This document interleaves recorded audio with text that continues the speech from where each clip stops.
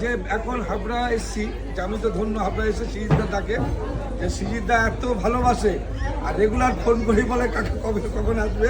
তা আমি মুগ্ধ হয়ে গেলাম এখানে এসে, সিজিদা বাবার সাথে পরিচয় হলো, মার সঙ্গে হলো। যে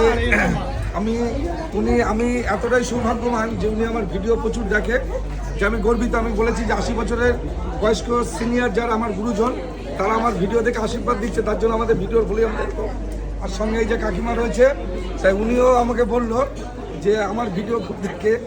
আর সব থেকে বড় যেটা, হাবড়াবাসী যে সিজিদার মতো এরকম যে আমাদের মতো দোকানদারকে সমাজের বুকে প্রতিষ্ঠিত করে দেওয়ার জন্য সিজিদ রিয়া স্টোরি তৈরি হলো।